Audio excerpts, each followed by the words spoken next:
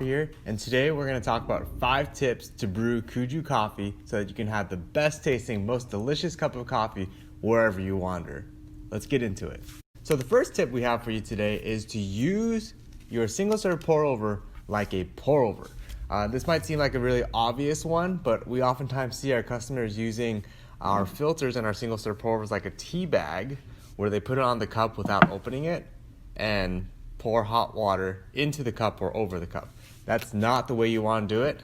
The way you want to do it is to use it like a pour over, where you open up the top of the filter, put it on top of your cup, and pour hot water just like this. And if you use it like a pour over filter, you'll get pour over quality coffee every single time, as long as you follow the instructions. The next tip we have for you guys is to fold the anchors back for extra stability when it's on your cup.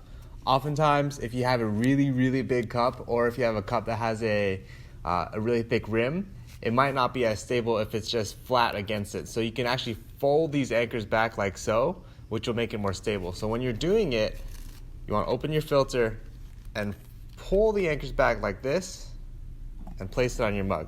So you have a filter that sits nice and snug on your mug without any chance of slipping off. Now we move on to the next thing, which is what temperature water do you use? We recommend using water that is just below boiling. So what does that mean? Generally with coffee, you want to brew your coffee, if it's hot coffee, with water that's between 195 degrees Fahrenheit and 205 degrees Fahrenheit.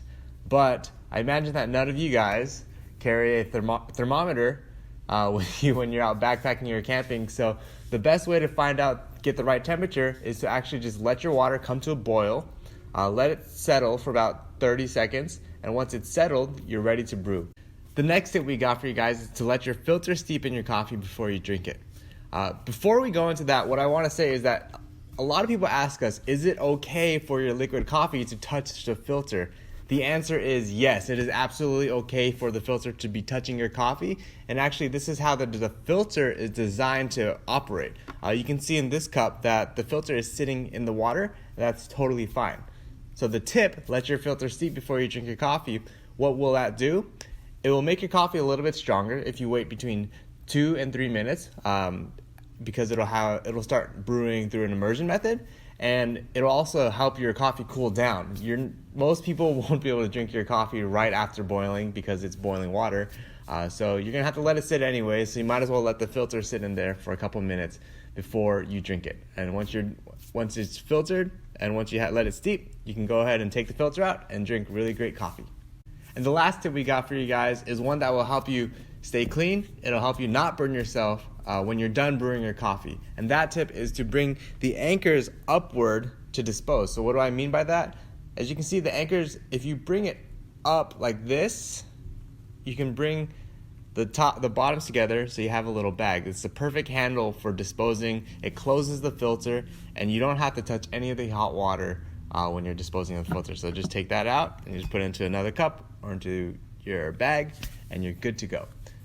And those are 5 tips for brewing Kuju coffee. If you follow these tips, you should have a really great cup of coffee every single time you drink our single serve pour overs.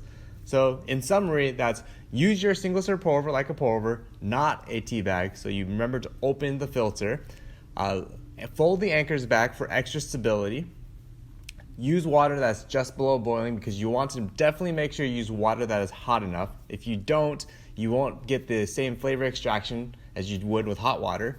The fourth is to let the filter steep in your coffee for a few minutes before you drink it so that you have a slightly stronger cup. And the last is to fold the anchors upward to form a little bag when you're disposing it. So try out these tips when you're brewing Kuju coffee. If you haven't yet, check out our how to make single serve pour over video if you're just looking to learn how to make our coffee. So let us know what you think about in the comments below. And with that, enjoy your Kuju coffee, guys. Thank you.